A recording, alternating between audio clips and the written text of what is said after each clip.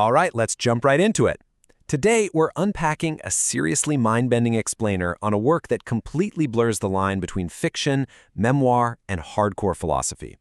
We are talking about A Century of Steam and Silence.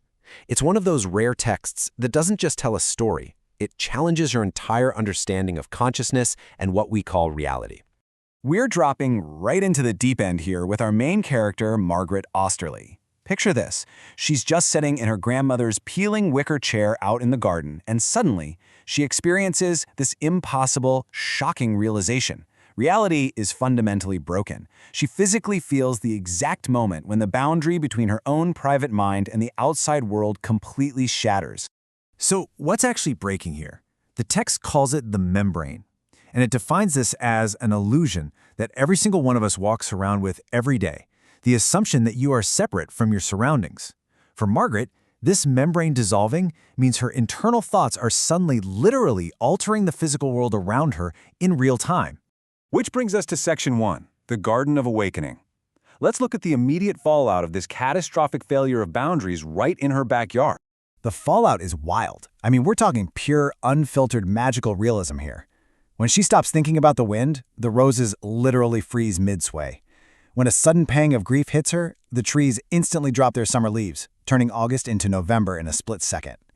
Time basically becomes spatial, causality completely warps, and a simple thought, like just wanting her chair to be closer, turns into a physical action as the wicker chair slides across the grass all on its own. And as she's sitting there processing this absolute breakdown of reality, she asks a pretty terrifying question.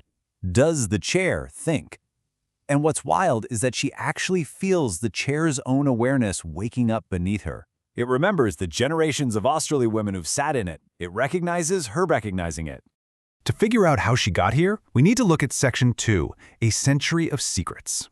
Because, this wasn't just some random mystical freakout. The story actually runs on two parallel tracks.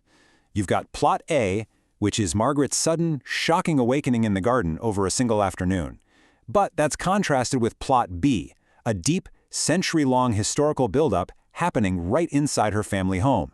If we map this out, it's like a 100-year pressure cooker. Back in 1889, Beatrice, completely isolated in her widowhood, starts whispering her deepest secrets to the walls. Fast forward to 1923, and Clara is pouring her forbidden, unrequited love for a woman named Judith directly into the plaster.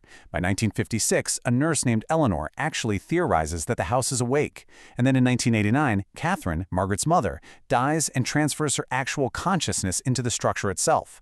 Over 5 generations, these women inadvertently taught the wood and bricks of their home how to think. This leads us perfectly into Section 3, the conscious house. And you might be asking yourself, what does it actually mean for a building to learn consciousness? Well, it shows us what silence and isolation actually do to the spaces we live in. Take a look at this quote from an 1894 letter Beatrice wrote directly to the house. She found true comfort in those non-judgmental walls after her husband died. The implication here is huge. Our physical spaces are constantly absorbing our unexpressed inner lives. All of this literal emotional baggage culminates with Margaret discovering a hidden trunk of these letters, which points her to a mathematically impossible spherical cellar room. This room exists totally outside normal geometry, and inside, the collective consciousness of her ancestors is just hanging out, living on. The house thinks in terms of weight, balance, and memory. For her family, death wasn't the end. It was just a relocation from biology into architecture. Okay, time to get a little philosophical with Section 4, the illusion of separation. The entire foundation of this beautiful madness is anchored in the concept of non-duality, or Advaita. In plain English, it's the realization that the division between you, the observer, and the world, the observed, is a total, absolute illusion. The text makes the case that our individual minds are basically just local waves that, if temporarily forgotten, they belong to one giant universal ocean. And that non-dual philosophy actually decodes the title of the book for us. Steam is the constant exhaust of thoughts, and not just from humans but from trees, chairs, and houses. It's a century of thoughts rising like steam from these women, which is then met by the deep, receptive silence of the universe, this massive, undifferentiated field of consciousness that holds everything together. Eleanor really nailed this back in 1956 with an incredible analogy. She realized the brain doesn't make consciousness, it just receives it, exactly like a radio antenna picking up a signal.